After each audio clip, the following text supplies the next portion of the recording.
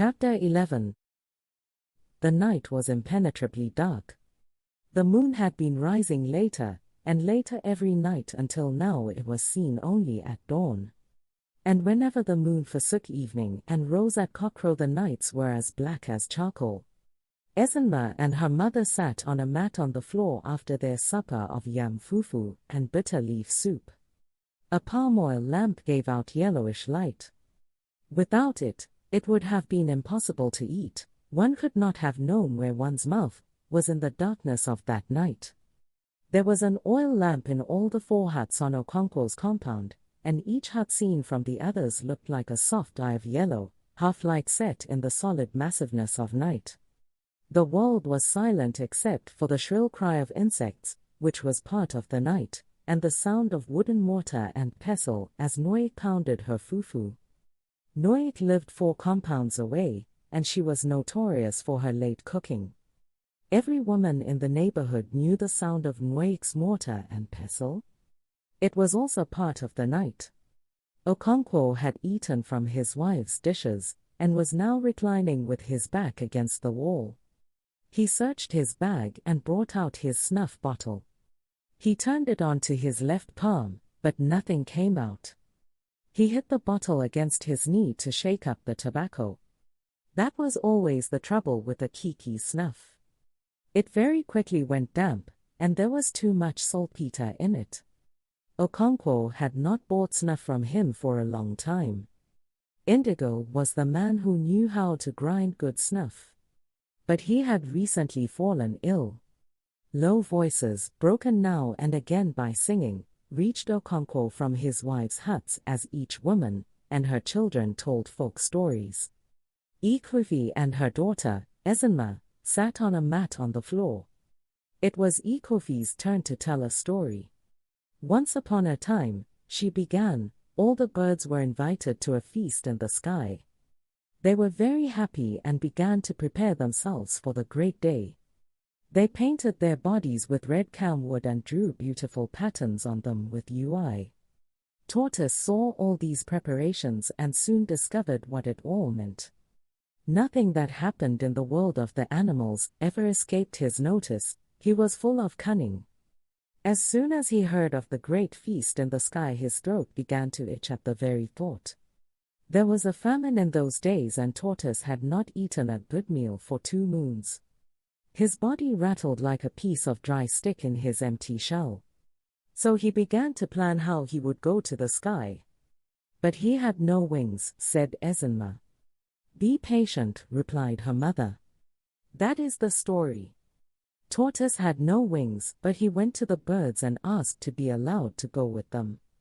We know you too well, said the birds when they had heard him. You are full of cunning and you are ungrateful. If we allow you to come with us, you will soon begin your mischief. You do not know me, said Tortoise. I am a changed man. I have learned that a man who makes trouble for others is also making it for himself. Tortoise had a sweet tongue, and within a short time all the birds agreed that he was a changed man, and they each gave him a feather, with which he made 2 wings. At last the great day came and Tortoise was the first to arrive at the meeting place. When all the birds had gathered together, they set off in a body. Tortoise was very happy and voluble as he flew among the birds, and he was soon chosen as the man to speak for the party, because he was a great orator. There is one important thing which we must not forget, he said as they flew on their way. When people are invited to a great feast like this, they take new names for the occasion. Our hosts in the sky will expect us to honor this age-old custom. None of the birds had heard of this custom, but they knew that Tortoise, in spite of his failings in other directions, was a widely traveled man who knew the customs of different peoples. And so they each took a new name. When they had all taken, Tortoise also took one. He was to be called All of You. At last the party arrived in the sky and their hosts were very happy to see them. Tortoise stood up in his many-colored plumage and thanked them for their invitation. His speech was so eloquent that all the birds were glad they had brought him, and nodded their heads in approval of all he said. Their hosts took him as the king of the birds, especially as he looked somewhat different from the others. After kola nuts had been presented and eaten, the people of the sky set before their guests the most delectable dishes Tortoise had even seen or dreamed of. The soup was brought out hot from the fire, and in the very pot in which it had been cooked. It was full of meat and fish. Tortoise began to sniff aloud. There was pounded yam and also yam pottage cooked with palm oil and fresh fish. There were also pots of palm wine.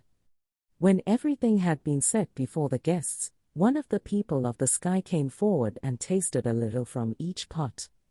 He then invited the birds to eat. But Tortoise jumped to his feet and asked, "For whom have you prepared this feast?" "For all of you," replied the man. Tortoise turned to the birds and said, "You remember that my name is All O You. The custom here is to serve the spokesman first and the others later. They will serve you when I have eaten." He began to eat and the birds grumbled angrily. The people of the sky thought it must be their custom to leave all the food for their king. And so Tortoise ate the best part of the food and then drank 2 pots of palm wine, so that he was full of food and drink and his body filled out in his shell. The birds gathered round to eat what was left and to peck at the bones he had thrown all about the floor. Some of them were too angry to eat. They chose to fly home on an empty stomach. But before they left, each took back the feather he had lent to Tortoise. And there he stood in his hard shell full of food and wine but without any wings to fly home. He asked the birds to take a message for his wife, but they all refused. In the end, Parrot, who had felt more angry than the others, suddenly changed his mind and agreed to take the message. "Tell my wife," said Tortoise, "to bring out all the soft things in my house and cover the compound with them so that I can jump down from the sky without very great danger." Parrot promised to deliver the message and then flew away. But when he reached Tortoise's house, he told his wife to bring out all the hard things in the house. And so she brought out her husband's hoes, machetes, spears, guns and even his cannon. Tortoise looked down from the sky and saw his wife bringing things out, but it was too far to see what they were. When all seemed ready, he let himself go. He fell and fell and fell until he began to fear that he would never stop falling. And then, like the sound of his cannon, he crashed on the compound. "Did he die?" asked Ezenma. "No," replied Ikwivi. "His shell broke into pieces. But there was a great medicine man in the neighborhood. Tortoise's wife sent for him, and he gathered all the bits of shell and stuck them together. That is why Tortoise's shell is not smooth. There is no song in the story, Ezenma pointed out. "No," said Ikwivi. "I shall think of another one with a song. But it is your turn now." "Once upon a time," Ezenma began, "Tortoise and Cat went to wrestle against Yams. No, that is not the beginning. Once upon a time there was a great famine in the land of animals. Everybody was lean except Cat, who was fat and whose body shone as if oil was rubbed on it. She broke off because at that very moment a loud and high-pitched voice broke the outer silence of the night. It was Chilo, the priestess of Abola, prophesying. There was nothing new in that. Once in a while Chilo was possessed by the spirit of her god, and she began to prophesy. But tonight she was addressing her prophecy and greetings to Okonkwo, and so everyone in his family listened. The folk stories stopped. "Abola do you? Abola ikanio," came the voice like a sharp knife cutting through the night. "Okonkwo.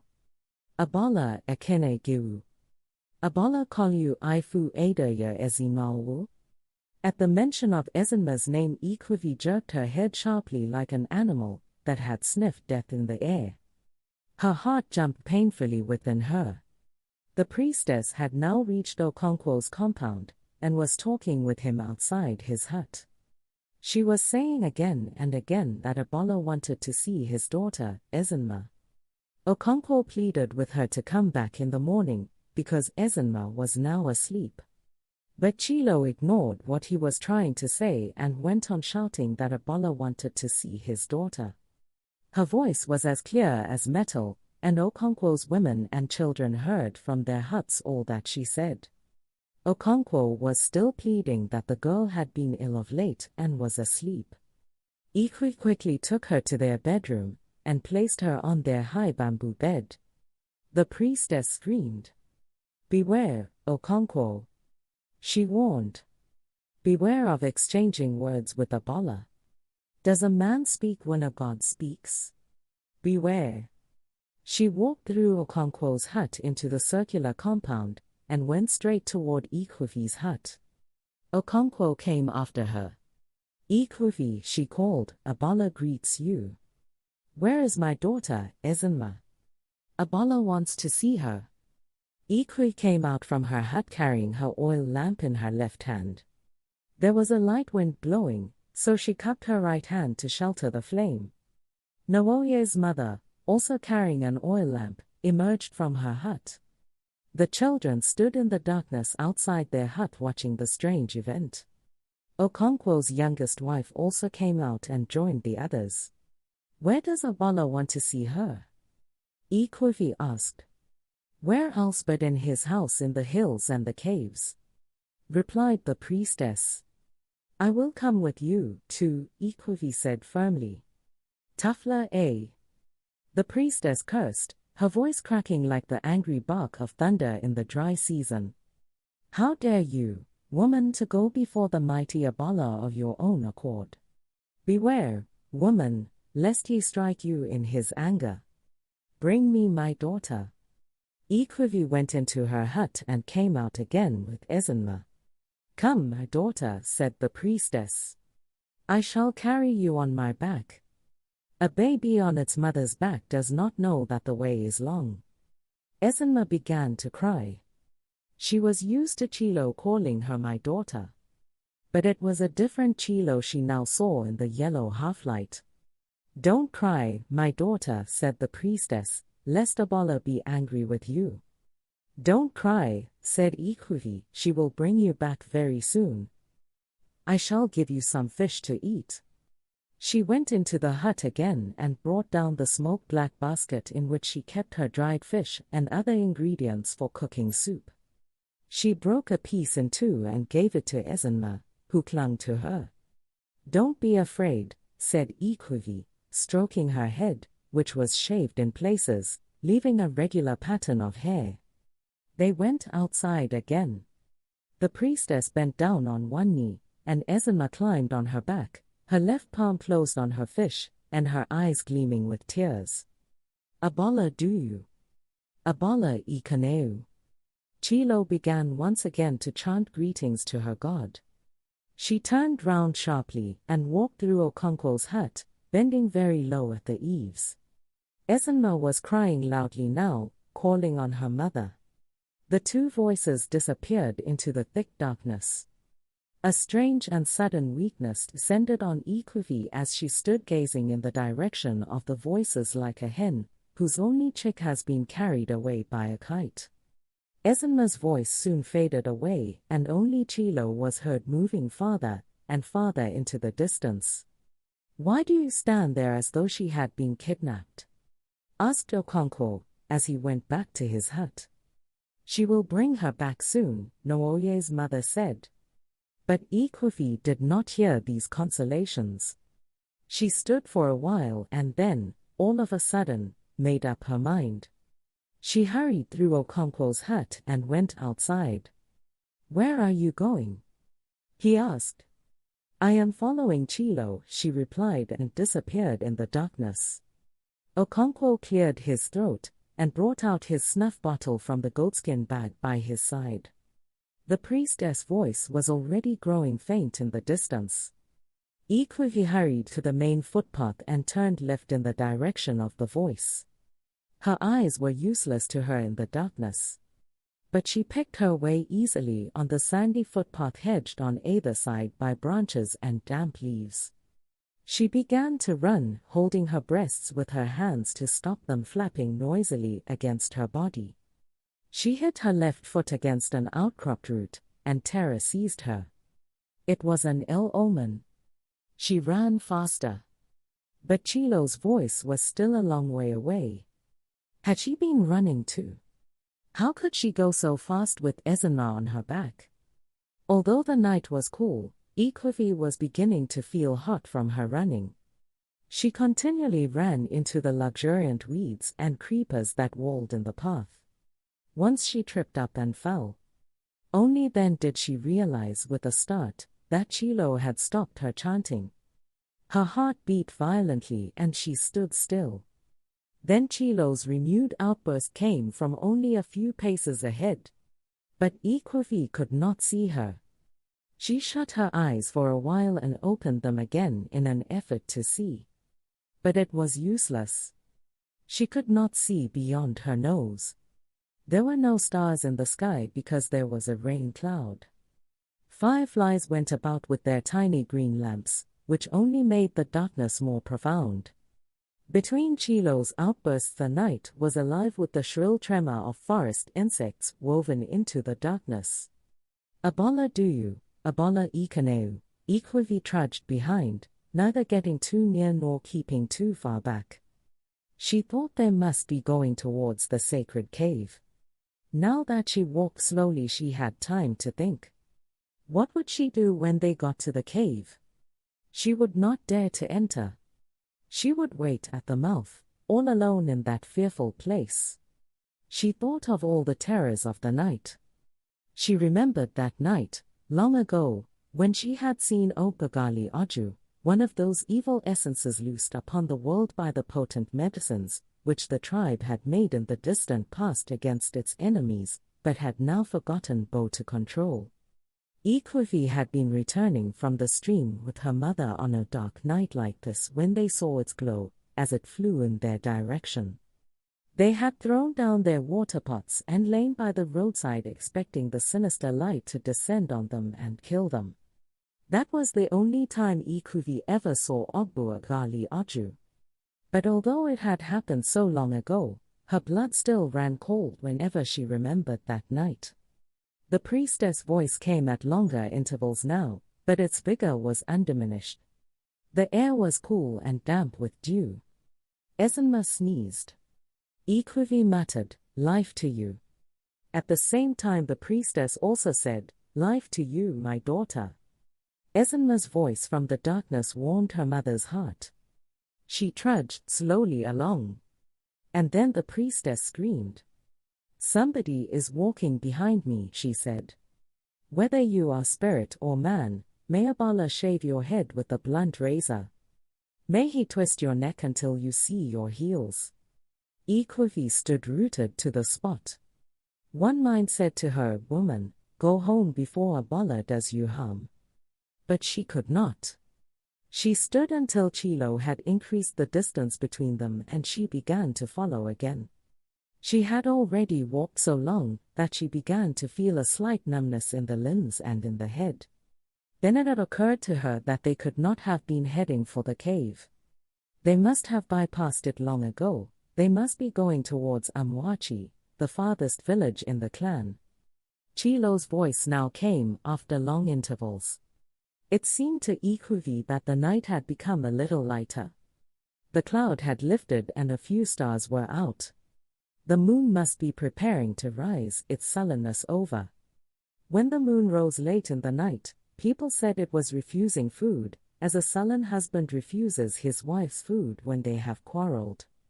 Abala Duyu. Yumuotbi. Abala Ekene Anyu. It was just as Ikwefi had thought. The priestess was now saluting the village of Amwachi. It was unbelievable, the distance they had covered. As they emerged into the open village from the narrow forest track, the darkness was softened, and it became possible to see the vague shape of trees. Ikwefi screwed her eyes up in an effort to see her daughter and the priestess, but whenever she thought she saw their shape it immediately dissolved like a melting lump of darkness. She walked numbly along. Chilo's voice was now rising continuously, as when she first set out. Ikwivi had a feeling of spacious openness, and she guessed they must be on the village aisle, or playground. And she realized too with something like a jerk that Chilo was no longer moving forward. She was, in fact, returning. Ikwi quickly moved away from her line of retreat. Chilo passed by, and they began to go back the way they had come. It was a long and weary journey, and Ikwi felt like a sleepwalker most of the way. The moon was definitely rising, and although it had not yet appeared on the sky, its light had already melted down the darkness. Ikwivi could now discern the figure of the priestess and her burden. She slowed down her pace so as to increase the distance between them. She was afraid of what might happen if Chilo suddenly turned round and saw her. She had prayed for the moon to rise. But now she found the half-light of the incipient moon more terrifying than darkness. The world was now peopled with vague, fantastic figures that dissolved under her steady gaze, and then formed again in new shapes. At one stage Ikwi was so afraid that she nearly called out to Chilo for companionship and human sympathy. What she had seen was the shape of a man climbing a palm tree, his head pointing to the earth and his legs skywards. But at that very moment Chilo's voice rose again in her possessed chanting, and Ikwi recoiled, because there was no humanity there. It was not the same Chilo who sat with her in the market and sometimes bought beancakes for Ezinma, whom she called her daughter. It was a different woman, the priestess of Abola, the oracle of the hills and caves. Ikwivi trudged along between two fears. The sound of her benumbed steps seemed to come from some other person walking behind her. Her arms were folded across her bare breasts. Dew fell heavily and the air was cold. She could no longer think, not even about the terrors of night. She just jogged along in a half-sleep, only waking to full life when Chilo sang. At last they took a turning and began to head for the caves. From then on, Chilo never ceased in her chanting. She greeted her God in a multitude of names: the owner of the future, the messenger of earth, the God who cut a man down when his life was sweetest to him. Ikwivi was also awakened and her benumbed fears revived. The moon was now up and she could see Chilo and Ezinma clearly. How a woman could carry a child of that size so easily, and for so long, was a miracle. But Ikwivi was not thinking about that. Chilo was not a woman that night. Abola duyu. Abola ikaneu. Chi negbu modu yubosin du ya nato ya uto delu. Ikwivi could already see the hills looming in the moonlight. They formed a circular ring with a break at one point through which the foot track led to the center of the circle. As soon as the priestess stepped into this ring of hills, her voice was not only doubled in strength, but was thrown back on all sides. It was indeed the shrine of a great god. Ikwi picked her way carefully and quietly. She was already beginning to doubt the wisdom of her coming. Nothing would happen to Ezinma, she thought. And if anything happened to her, could she stop it? She would not dare to enter the underground caves. Her coming was quite useless, she thought. As these things went through her mind, she did not realize how close they were to the cave mouth. And so when the priestess with Ezinma on her back disappeared through a hole hardly big enough to pass a hen, Ikwivi broke into a run as though to stop them. As she stood gazing at the circular darkness which had swallowed them, tears gushed from her eyes, and she swore within her that if she heard Ezinma cry, she would rush into the cave, to defend her against all the gods in the world. She would die with her. Having sworn that oath, she sat down on a stony ledge and waited. Her fear had vanished. She could hear the priestess' voice, all its metal taken out of it by the vast emptiness of the cave. She buried her face in her lap and waited. She did not know how long she waited. It must have been a very long time. Her back was turned on the footpath that led out of the hills.